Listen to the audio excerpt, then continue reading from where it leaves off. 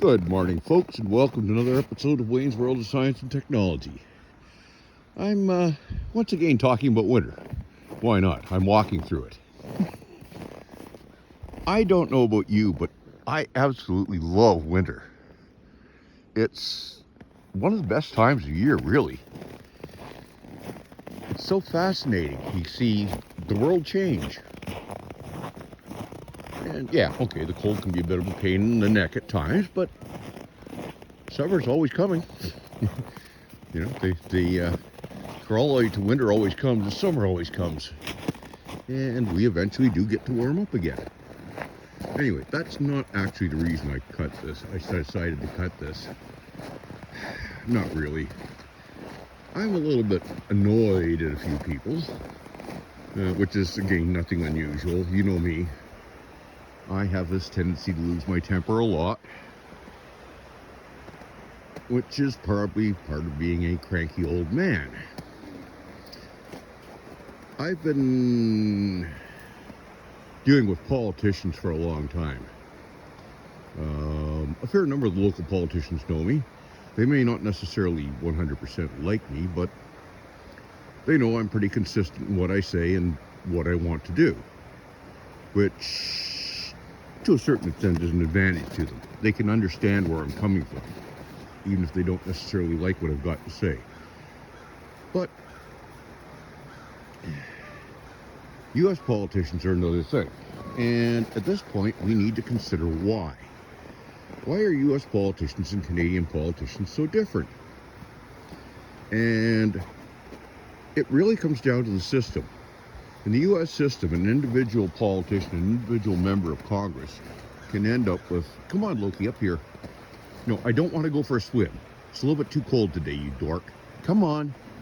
Anyway, in the U.S., an individual member of Congress can hold an immense amount of power because of the way their system works. They have these committees, which you quite often hear about how powerful the heads of committees are. Okay, we don't have something quite like that in Canada. Oh yes, there are heads of committees, but they don't have that level of power. It's the ministers who have that level of power. The ministers are changeable at any time. In other words, they serve at the government's wish, in effect. Now, that doesn't mean that the party doesn't have a huge amount of choice as who the ministers are. A Canadian Prime Minister is either the weakest or the strongest politician in the world, if they have their party's backing and they have a majority in Parliament. They can push through anything they want. That's if they have their party's backing. The thing is that Canadians, well, we tend to be a cantankerous bunch, is the best way to put it. Politicians here rarely have their full party's backing. This puts limits on what they can do. Also, we don't have a position like president. There's no, we can pardon anybody we want. That's not a fixture of our system.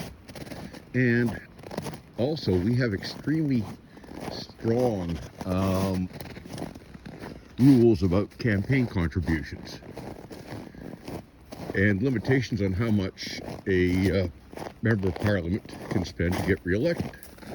This means that it's a lot harder to bribe a politician for the simple reason that you're limited how much you can give them. You know, there's nothing like the U.S. super PACs. And effectively, if you look at Canadian politicians' net worth as compared to U.S. politicians' net worth, you'll see a stark difference. Canadian politicians don't have the huge net worth that U.S. politicians quite often have. Many of them are millionaires. Not anywhere near as many Canadian politicians are millionaires. Oh, there are some, don't get me wrong, but there aren't that many. And compared to the United States, and that makes a huge difference. The legislators, in other words, have more in common with the average person than they do in the United States, where, well, let's face it, the average person just isn't a millionaire. So it makes a huge difference. Now, I think we're going to be seeing this play out over the next little while, because Donald Trump is going to try to use everything in his power to do exactly what he wants. He likes getting his own way. I mean, let's face it, everybody likes it, but some people like it too much, and I think he's one of those people who likes getting his own way too much. And I think that this is going to be, long-term, a huge problem for the United States. Trump has managed to alienate a whole bunch of countries who have generally been pretty supportive of the U.S., like Canada. I never thought I would hear Canadian politicians suggesting that we shut the United States economy down. A couple months ago, I wouldn't have heard them say that. Now, yes, they are threatening to do it. And for those who don't think it's possible, the United States, Mexico, and Canada are so heavily intertwined economically that any one of the three can shut the other two down, which is a disadvantage and an advantage, because effectively it means that there's some limitations on what the United States can do, because they can't really annoy Canada and Mexico all that much. Well, at least they shouldn't. If they're dumb enough to do so, it's going to hurt them really badly. Claudia Sheinbaum, the president of Mexico, has made this quite clear, as have most Canadian politicians, except for Quisling, whatever her name is, out in Alberta. And yeah, I sent her a message telling her that her name is now Quisling. I won't mention what her real name is, because quite frankly, she's weak. And you don't need weak politicians. You don't want super strong politicians, but you don't want weaklings who fold at the first hint of trouble like she did. So yeah, her name is now Quisling, and I'm not the only one who's called her that. A bunch of politicians, people who really have some influence, have also called her that. So what's going to happen? I really don't know. It's going to depend on Trump. I mean, Trump said he's going to put in all his wonderful stuff on day one, and he didn't. So that puts things off for another day. Will he do it today? Who knows? I mean, I can't read the man's mind, and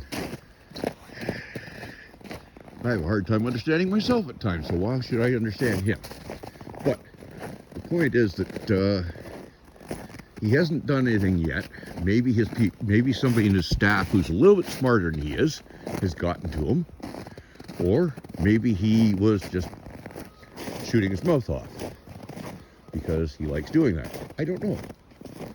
And that bothers me. What bothers me worse is I'm worried that Zhang Hai may influence him. And for those who don't know what Zhang Hai is the CCP, the Communist Party of China's compound where all the top CCP officials live in comfort and under guard, so that the people can't do to them what they're doing to the people. And how should I put it? There are people who are smart negotiators. Trump claims to be a smart negotiator, but I haven't seen any real evidence of that. He's not a smart negotiator. What he is a do what I want or the highway type of negotiator. That works in some situations. If the person you're negotiating with is in a position to push back, it doesn't. And I think he's going to find that out. What will it cause him to do? I don't know. It depends on how frustrated he is. And I can't predict that. I can predict that if he does go ahead with his sanctions on Canada, he is going to get hit so bloody hard that he's going to wish that he hadn't been born. Anyway, that's it for today. Have a good day, folks. And since I haven't done anything since last year, Happy New Year. I hope you enjoy 2025. I'm looking forward to it being really interesting. I don't know if it'll be fun, but interesting. Have a good day. Bye-bye. Oh yeah, and I think Loki wants to go home. It is a little bit cold out here.